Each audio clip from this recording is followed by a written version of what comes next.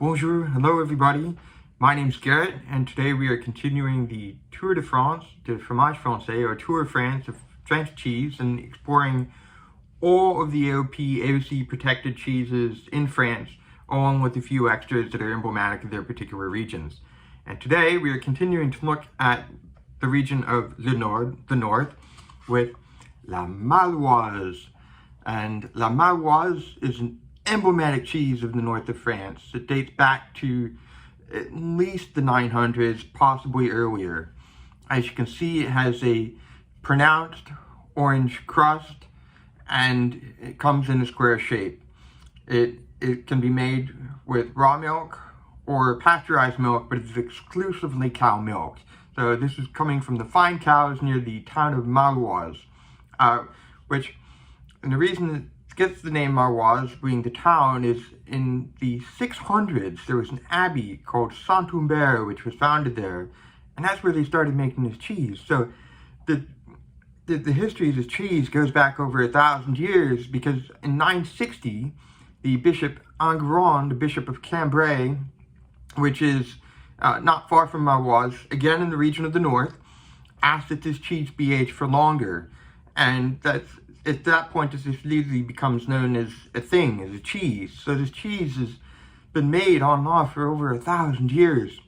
And once the cheese is made and molded, it's aged for about 8 to 10 weeks, and it's regularly washed. That's how it gets that pronounced crust. And on this particular example, you can see that it's flaked off a bit, but that's just sort of the nature of the beast. And I should note, this particular example is a Maroilles Fermier, which means it comes from one of the farms where the Maroilles is made in raw milk.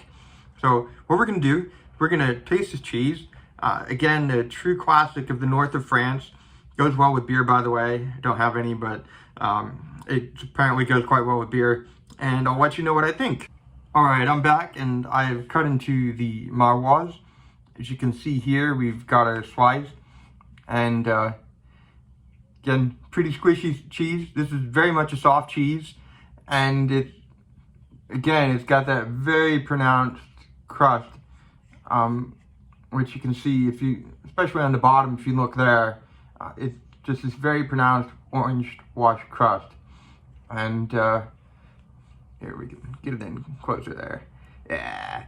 So now let's taste it. I should say I've been living in France for 3 years now, and I've actually yet to have this cheese. I was put off by what I was told was a very strong smell and a strong odor, but here we go. We're on a cheese tour, so we got to give this one a try.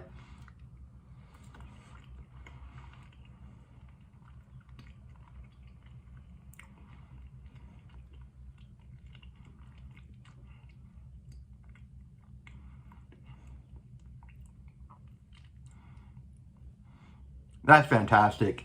The cheese on the inside has a relatively mild flavor. It's not as fatty or buttery as you would find in a camembert, but then on top of that, you've got that crust, which gives that mild cheese sort of an extra oomph and kick in the flavor, and is really what makes this cheese pretty darn good, actually.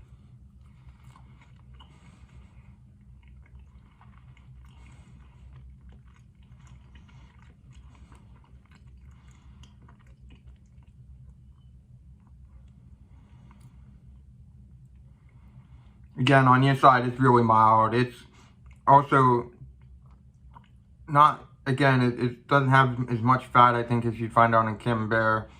It was spread quite well on bread, and what really gives this cheese the flavor is definitely the crust.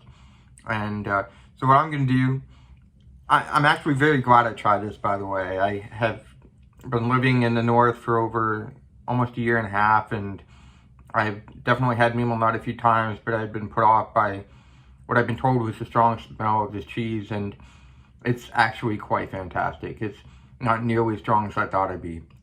Definitely more than the camembert, for example, but it's, on the whole, it's got a nice round flavor. And so what I'm going to do is I am going to eat the rest of this cheese. And what I'm actually going to do is make endives, which is sort of like a vegetable I've been told is like an onion, mixed with ham, cream, as well as this cheese. I'll bake it, and so that way I can use up the rest of the cheese.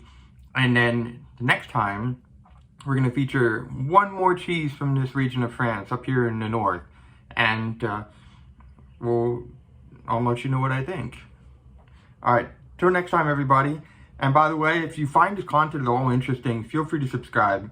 The goal, as I said, is very much to share all of the protected cheeses in France, plus a few extras, and then branch it out from there. And just really, if you don't have the chance to come here to France, you can live vicariously through me, and I will do everything I can to introduce you to the French food that I've known and loved for a long time now. So feel free to hit that subscribe button, and we'll catch you all later. Thanks. Au revoir.